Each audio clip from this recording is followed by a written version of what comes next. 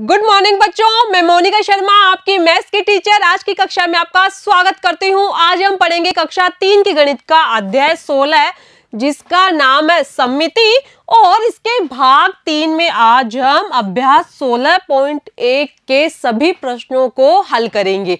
क्या पढ़ेंगे आज की कक्षा में हम पढ़ेंगे अध्याय 16 जिसका नाम है सममिति और उसके भाग 3 में आज हम अभ्यास 16.1 के सभी प्रश्नों को हल करेंगे। पिछली कक्षा में हमने सममिति अक्ष खोजना सीखा था। अब ये सममिति अक्ष क्या होता है? ये होता है कि कोई भी आकृति हमारे सामने दी गई है, उस आकृति को हम कहां से दो बराबर भागों में बांट सकते हैं और जिस बिंदु से हम उस आकृति को दो बराबर भागों में बांट सकते हैं उस बिंदु को ही हम उस आकृति का सममिति अक्ष कहते हैं। और सममिति अक्ष और जो यहाँ इस अध्याय का नाम है सममिति, इसकी जो परिभाषा थी मैंने आपको भाग 1 में बताई थी कि वो आकृतियां जो किसी रेखा या बिंदु के दोनों ओर एक जैसी हो उन आकृतियों को हम सममिति आकृतियां कहते हैं। ठीक है, और आज की कक्षा में हमें अभ्यास 16.1 के सभी प्रश्नों को हल करना है। तो चलिए कक्षा में अब अभ्यास 16.1 का जो पहला प्रश्न है उसमें हमसे पूछा गया है कि उन चित्रों को पहचानो जिन पर हम रेखा खींचकर एक जैसे भाग बना सकते हैं। सही चित्रों पर रेखा खींचकर सही का निशान लगाइए। मतलब प्रश्न संख्या 1 में आपके सामने यहाँ कुछ चित्र दिए गए हैं और उन चित्रों पर आपको एक लाइन खींचनी है या लाइन सममिति के आधार पर आपको उन चित्रों के बारे में ये बताना है कि क्या ये जो चित्र हमारे सामने दिए गए हैं वे चित्र सममिति आकृतियां है या नहीं है। ठीक है, तो पहले प्रश्न में हमें क्या करना है कि सबसे पहले तो हमें हमारे सामने जो प्रश्न दिए गए हैं उन चित्रों को एक लाइन खींचकर दो बराबर भागों में बांटना है और फिर हमें देखना है कि क्या वो दोनों भाग बराबर है या नहीं है। तो ठीक है, जब हम देखते हैं जो प्रश्न संख्या 1 है उसमें हमारे सामने कुछ इस प्रकार का चित्र बना हुआ है। अब इसे हमें बराबर भागों में बांटने के लिए सबसे पहले इस चित्र का जो सममिति अक्ष है वो हमें खोजना होगा। मतलब सममिति अक्ष का मतलब क्या हुआ कि कहां से हम इस चित्र को दो बराबर भागों में बांट सकते हैं। तो जब हम इस चित्र को ध्यान से देखेंगे तो यहाँ या ये जो बिंदु है वो इस चित्र का सममिति अक्ष होगा। मतलब यहाँ इस बिंदु से हम इस चित्र को दो बराबर भागों में बांट सकते हैं। तो जब हम यहाँ एक लाइन खींचेंगे तो ये चित्र कुछ इस प्रकार दो बराबर भागों में बट गया। अब जैसे ही ये चित्र दो बराबर भागों में बटा तो हमें इसके जो दोनों भाग है उन भागों की तुलना करना है या ये जानना है कि क्या ये भाग और ये भाग बराबर है या नहीं। और जब हमने इन दोनों भागों की तुलना की तो हमने पाया कि इस आकृति के या इस रेखा के दोनों ओर जो भाग बने हुए हैं वो समान आकार के हैं, इसलिए यहाँ जो पहली आकृति है वो एक सममित आकृति है। तो यहाँ हम इसके आगे सही का निशान लगा देंगे क्योंकि इस प्रश्न में हमसे पूछा गया था कि आपको उन चित्रों को पहचानना है जिन पर हम रेखा खींचकर एक जैसे भाग बना सकते हैं एवं सही चित्रों पर सही का निशान लगाइए। ठीक है, तो पहले चित्र को हमने यहाँ पहले उसका सममिति अक्ष खोजा और वहां से या उसके सममिति अक्ष से हमने एक लाइन खींची और उसे दो बराबर भागों में बांटा और फिर उन दोनों भागों की तुलना की और जैसे ही हमने तुलना की तो हमने पाया कि इस आकृति के दोनों भाग एक समान है और इसलिए हम इस पहली आकृति को सममित आकृति कह सकते हैं। अब जब हम प्रश्न संख्या 2 में देखते हैं तो हमारे सामने कुछ इस तरीके की आकृति बनी हुई है। अब हमें इस आकृति में लाइन खींचकर इसे दो बराबर भागों में बांटना है। अब इस आकृति में लाइन खींचने के लिए सबसे पहले हमें इस आकृति के सममिति अक्ष को खोजना होगा। मतलब कहां से हम लाइन खींचकर इस चित्र को दो बराबर भागों में बांट सकते हैं। और जब हम इस चित्र को ध्यान से देखेंगे तो हम पाएंगे कि इस चित्र को हम दो जगह से बराबर भागों में बांट सकते हैं। अब वो दोनों जगह कौन कौन सी है? तो जब हम इस चित्र के यहां से लाइन खींचेंगे या बीच में से लाइन खींचेंगे तो इसका ये हिस्सा और ये हिस्सा, मतलब जब हमने यहाँ लाइन खींची इस चित्र के बीचों बीच, तो हमने देखा कि इस जो ये आकृति थी इसको हमने दो बराबर भागों में बांट दिया। अब जैसे ही हमने इस यहाँ लाइन खींचकर इस चित्र को दो बराबर भागों में बांटा, तो अब हमें यहाँ जो दो भाग बने हैं उनकी तुलना करना है कि क्या ये दोनों भाग एक समान है या नहीं। तो जब हम इनकी तुलना करेंगे तो हम पाएंगे कि इस आकृति के जो दोनों भाग है वो एक समान है। ठीक है, तो ये तो हमने एक लाइन खींचकर जो ये आकृति थी दूसरे प्रश्न में उसको दो बराबर भागों में बांट दिया। अब यदि हम इस आकृति के यहां से एक लाइन और खींचेंगे तो भी ये जो आकृति है उसे दो बराबर भागों में बांटा जा सकता है। एक नीचे वाला हिस्सा हो गया और एक ऊपर वाला हिस्सा हो गया। और जब हम इन दोनों भागों की तुलना करेंगे तो हम पाएंगे कि ये जो आकृति है वो एक सममित आकृति है, क्योंकि इसके जो नीचे वाला हिस्सा है या और ऊपर वाला हिस्सा है इस आकृति का वो दोनों एक समान है। तो हम देखेंगे कि इस प्रश्न संख्या 2 में जो आकृति दी गई है उसे दो जगह से दो बराबर भागों में बांटा जा सकता है और उसके दो सममिति अक्ष है। और जब हमने उन दोनों भागों की तुलना की तो हमने पाया कि ये जो आकृति है वो एक सममित आकृति है। तो हम इसके आगे सही का निशान लगा देंगे। अब जब हम अगला प्रश्न देखते हैं, प्रश्न संख्या 3, अब उसमें हमारे सामने एक गिलास का चित्र दिया गया है। अब इस गिलास के चित्र को हमें दो बराबर भागों में बांटने के लिए सबसे पहले इस गिलास का एक सममित अक्ष खोजना होगा। और जब हमने इस आकृति का या इस गिलास का एक सममित अक्ष खोजा तो हमने पाया कि जब हम इस गिलास को यहाँ बीचों बीच एक लाइन खींचकर दो बराबर भागों में बांटेंगे तो हमें पता चल जाएगा कि ये जो आकृति है वो सममित आकृति है या नहीं है। और जब हमने इस गिलास के बीचों बीच यहाँ एक लाइन खींची तो यहाँ हमने इस गिलास को दो बराबर भागों में बांट दिया। अब हमें इस भाग की और इस भाग की तुलना करना है कि क्या ये दोनों भाग एक समान है या नहीं। तो जब हम इन दोनों भागों की तुलना करेंगे तो हम पाएंगे कि यहाँ से ये भाग जैसा है वैसा ही यहाँ से है और यहाँ से ये भाग जैसा है वैसा ही ये दूसरा भाग भी यहाँ ऐसा ही है और नीचे से भी ये भाग एक जैसा ही है। इसका मतलब यहाँ इस गिलास को जब हमने बीच में एक लाइन खींचकर या सीधी रेखा खींचकर दो बराबर भागों में बांटा तो हमने पाया कि इसके जो दोनों भाग हैं वो एक जैसे हैं या समान आकार के हैं। इसलिए हम यहाँ प्रश्न संख्या 3 में दी गई गिलास की आकृति को एक सममित आकृति कह सकते हैं। तो हम इसके आगे सही का निशान लगा देंगे।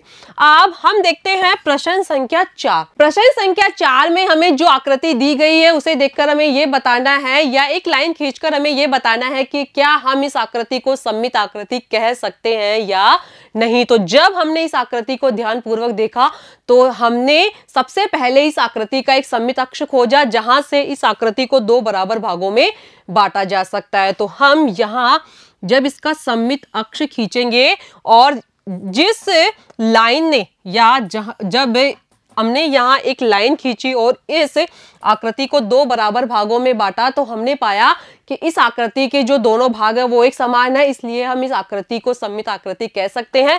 तो इसके आगे भी हम सही का निशान लगा देंगे। ठीक है, अब जब हम अगला प्रश्न देखते हैं, प्रश्न संख्या 5 में हमें यहाँ एक तारे की आकृति दी गई है और उस आकृति को हमें दो बराबर भागों में बांटकर ये बताना है कि क्या ये एक सममित आकृति है या नहीं है। और जब हमने इसके सममित अक्ष को खोजा तो हमने पाया कि यहाँ से ये जो तारे की आकृति है उसे हम दो बराबर भागों में बांट सकते हैं। और जैसे ही हमने इसे दो बराबर भागों में बांटा तो ये जो आकृति थी वो कुछ इस तरीके से दिखने लगी। अब हमें इन दोनों भागों की तुलना करके ये बताना है कि क्या हम इसे एक सममित आकृति कह सकते हैं या नहीं।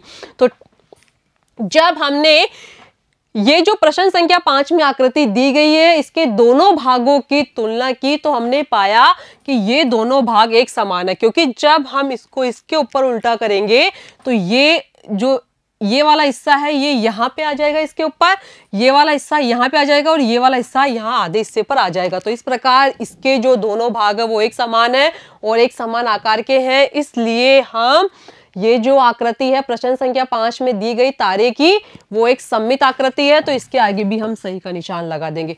अब हम देखते हैं प्रश्न संख्या 6 में हमें जो आकृति दी गई है वो एक सममित आकृति है या नहीं। तो इसके लिए हमें इस चित्र के बीच में या जहां इसका सममिति अक्ष है वहां से एक लाइन खींचनी होगी और इसे दो बराबर भागों में बांटना होगा। और जैसे ही हम इसे दो बराबर भागों में बांटेंगे तो हमें पता चल जाएगा कि इस आकृति को हम सममित आकृति कह सकते हैं या नहीं। तो जब हमने इस आकृति के यहाँ बीचों बीच एक लाइन खींची तो यहाँ जो इसका सममिति अक्ष था उसने यहाँ, जैसे ही हमने उस सममिति अक्ष से यहाँ एक लाइन खींची तो उस लाइन ने यहाँ इस चित्र को दो बराबर भागों में बांट दिया। और जैसे ही यहाँ ये आकृति दो बराबर भागों में बटी तो हमें इन दोनों भागों की तुलना करना है कि क्या ये दोनों भाग एक समान है या नहीं। तो जब हम इनकी तुलना करेंगे तो हम पाएंगे, या जब हम इस चित्र को इस चित्र के ये जो हिस्सा है उसको जब हम इस वाले हिस्से पर ऐसे फोल्ड करेंगे या उल्टा करेंगे तो हम पाएंगे कि ये जो हिस्सा है वो यहाँ आ जाएगा, ये वाला हिस्सा यहाँ आ जाएगा और ये वाला हिस्सा यहाँ आ जाएगा। तो इस प्रकार इस आकृति के जो दो हिस्से हुए थे लाइन सममिति से, वो दोनों हिस्से एक समान है और इस आकृति को हम एक सममित आकृति कह सकते हैं।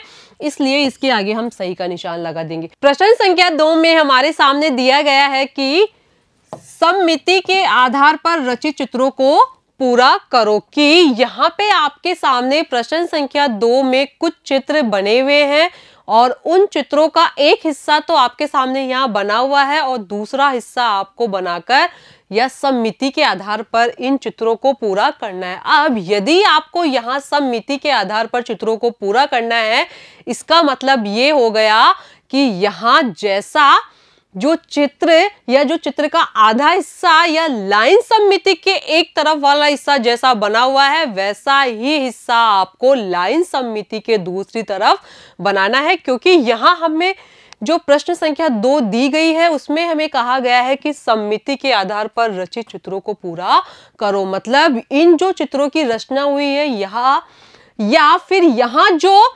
आकृतियां दी गई है या चित्र दिए गए हैं वो जो सभी चित्र हैं वो सममित चित्र हैं और उनका एक हिस्सा हमारे सामने बना हुआ है और दूसरे हिस्से की हमें यहाँ रचना करना है। तो हम प्रश्न संख्या 1 में देखते हैं कि हमारे सामने यहाँ जो पहला चित्र बना हुआ है वो कुछ इस तरीके का बना हुआ है और हमें पता है कि ये जो चित्र का हिस्सा है वो आधा हिस्सा है और दूसरा चित्र का आधा हिस्सा हमें इस लाइन सममिति के दूसरी तरफ बनाना है। तो बनाइए। जब हम इस चित्र को पूरा करेंगे तो हम जब लाइन के दूसरी तरफ इस चित्र को बनाएंगे तो ये जो चित्र बनेगा वो कुछ इस तरीके का बनेगा। क्योंकि यहाँ जो चित्र बना हुआ था वो कुछ इस तरीके का बना हुआ था। यहाँ एक लाइन सममिति खींची गई थी और ये जो चित्र बना हुआ था लाइन सममिति के एक तरफ वो कुछ इस तरीके का बना हुआ था या कुछ इस तरीके का बना हुआ था और हमें ऐसा ही चित्र यहाँ लाइन सममिति के दूसरी तरफ बनाना था। और जब हमने लाइन सममिति के दूसरी तरफ जो चित्र बनाया या इस चित्र का आधा हिस्सा बनाया तो ये जो चित्र बना वो कुछ इस तरीके का बना। ठीक है। अब जब हम प्रश्न संख्या 2 में चित्र को देखते हैं तो हम देखते हैं कि यहाँ चित्र का ऊपर वाला हिस्सा बना हुआ है और हमें नीचे वाला हिस्सा यहाँ बनाना है। और जब हम यहाँ नीचे वाला हिस्सा बनाएंगे इस चित्र का तो ये जो चित्र है वो अपने आप पूरा हो जाएगा और हमें यहाँ इस चित्र की रचना सममिति के आधार पर करना है। मतलब जैसा चित्र ऊपर वाले हिस्से में बना हुआ है वैसा ही चित्र हमें यहाँ नीचे वाले हिस्से में बनाना है। तो बनाइए। तो जब हम इस चित्र को बनाएंगे तो कुछ इस तरीके से बनाएंगे।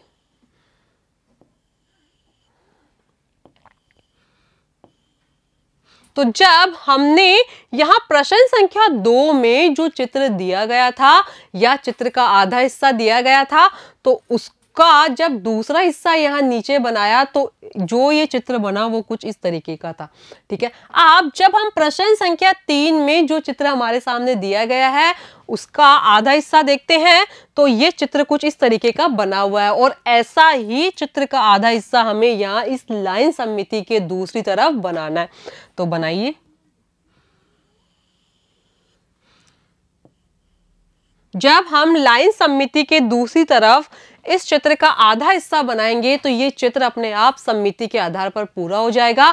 और ये जो चित्र बनेगा या प्रश्न संख्या 3 में दिया हुआ जो चित्र बनेगा वो कुछ इस तरीके का बनेगा। ठीक है, अब जब हम आगे देखते हैं प्रश्न संख्या 4 में हमारे सामने जो चित्र दिया गया है उसका आधा हिस्सा हमारे सामने बना गया है और हमें इस चित्र को सममिति के आधार पर पूरा करना है। मतलब आपको जैसा चित्र एक हिस्से में बना हुआ है वैसा ही चित्र आपको दूसरे हिस्से में बनाना है। तो जब हम इस चित्र को दूसरे हिस्से में बनाएंगे तो ये चित्र अपने आप सममिति के आधार पर पूरा हो जाएगा। तो बनाइए।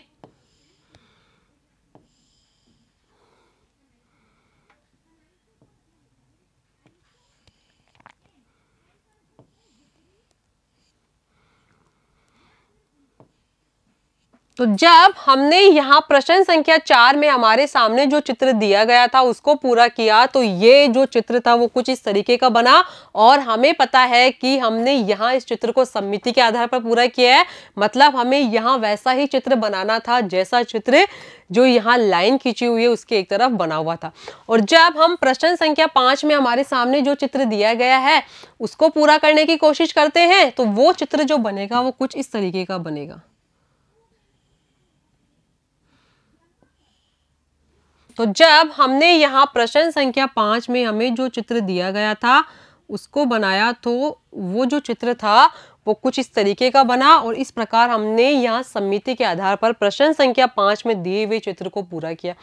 अब जब हम प्रश्न संख्या 6 में जो चित्र दिया गया है उसे पूरा करने की कोशिश करते हैं तो हम क्या करेंगे, सबसे पहले हमें चित्र का ऊपर वाला हिस्सा देखना है कि वो कैसा बना हुआ है और उसके जैसा ही हिस्सा हमें यहाँ नीचे बनाना है क्योंकि यहाँ हम सममिति के आधार पर चित्र बना रहे हैं। ठीक है, तो यहाँ जब हम इस चित्र को पूरा करेंगे तो ये जो चित्र बनेगा वो कुछ इस तरीके का बनेगा।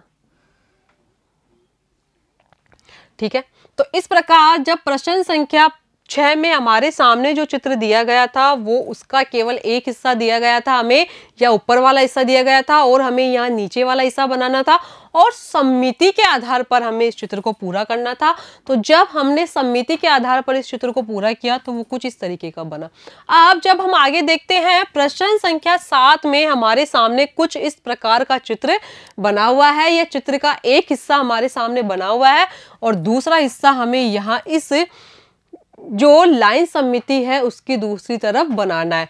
तो हमें इस चित्र को पूरा करने के लिए सबसे पहले हम इस चित्र को इस प्रकार पूरा करेंगे। ठीक है,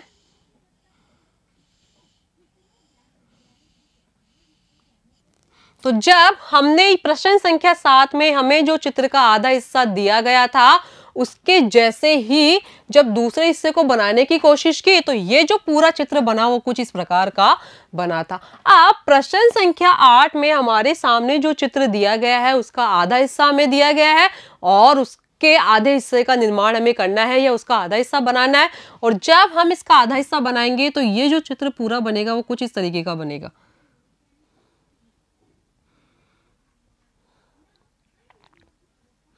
तो जब हमने हमारे सामने यहाँ प्रश्न संख्या 8 में जब जो चित्र बना हुआ था उसका जो आधा हिस्सा बना हुआ था वो कुछ इस तरीके का बना हुआ था और वैसा ही हिस्सा हमें यहाँ लाइन सममिति के आधार पर जो लाइन सममिति खींची हुई है उसके दूसरी तरफ बनाना था।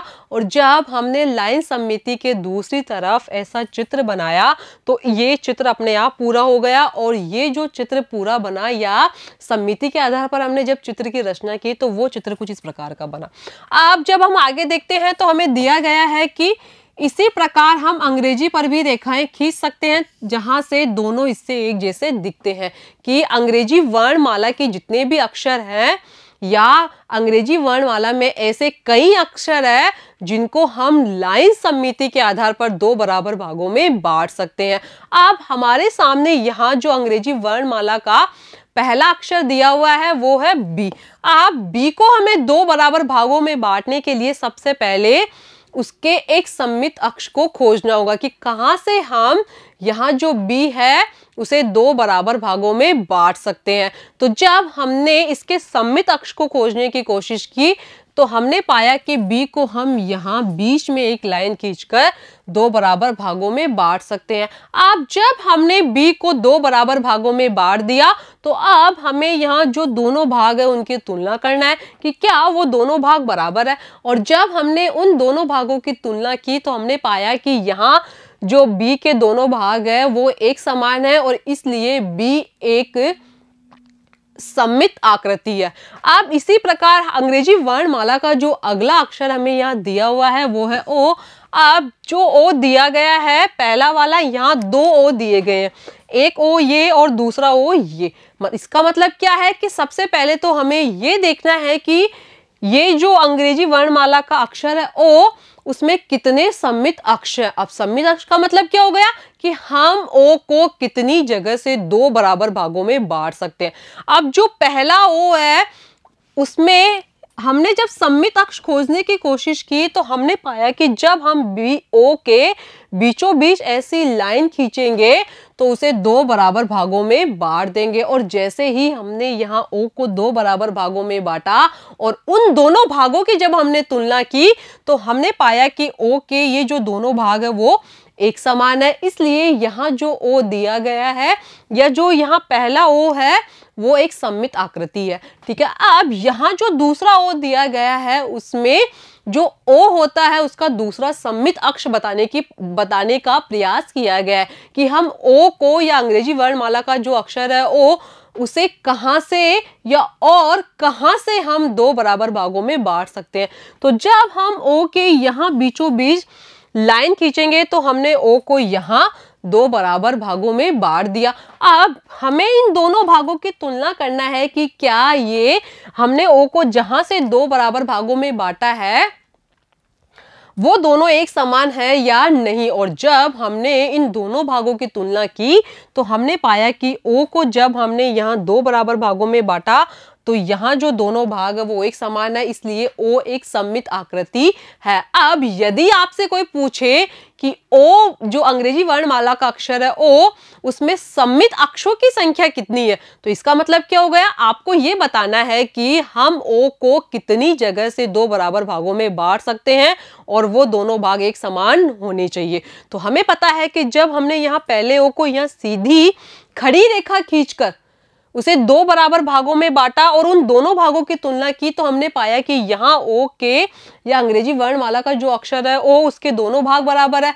और जब हमने यहाँ जो दूसरा ओ है उसके बीचों बीच आड़ी रेखा खींचकर उसे 2 बराबर भागों में बांटा तो हमने जब उनके दोनों भागों की तुलना की तो हमने पाया कि यहाँ जो दूसरा ओ है उसके दोनों भाग बराबर है। अब जब हमारे सामने अंग्रेजी वर्णमाला का जो अगला अक्षर दिया गया है वो है यू। ठीक है, यू को हमें 2 बराबर भागों में बांटने के लिए सबसे पहले उसका सममित अक्ष खोजना होगा कि कहां से हम यू को 2 बराबर भागों में बांट सकते हैं। तो जब हमने यहाँ यू का एक सममित अक्ष खोजने की कोशिश की तो हमने पाया कि यू के बीचों बीच एक सीधी रेखा खींचकर हम उसे 2 बराबर भागों में बांट सकते हैं। अब हमने यहाँ यू को 2 बराबर भागों में तो बांट दिया, लेकिन अब हमें उसके दोनों जो ये भाग है उनकी तुलना करना है और तुलना करके ये बताना है कि क्या ये दोनों भाग एक समान है या नहीं। और तो जब हमने यहाँ जो u है उसके बीचों बीच रेखा खींचकर उसे 2 बराबर भागों में बांटा था और उन दोनों भागों की जब हमने तुलना की तो हमने पाया कि यहाँ u के दोनों भाग बराबर है, इसलिए यहाँ अंग्रेजी वर्णमाला का जो अक्षर है u वो भी एक सममित आकृति है। इसी प्रकार अंग्रेजी वर्णमाला में और कई अक्षर है जिन्हें हम सममित आकृतियां कह सकते हैं या उन्हें 2 बराबर भागों में लाइन खींचकर बांटा जा सकता है। ठीक है बच्चों, आपको आज की कक्षा कैसी लगी? आज की कक्षा में हमने अध्याय 16 है जिसका नाम है सममिति, उसके भाग 3 में अभ्यास 16.1 के सभी प्रश्नों को हल किया और आगे की कक्षा में हम इससे अगले भाग के बारे में पढ़ेंगे। धन्यवाद।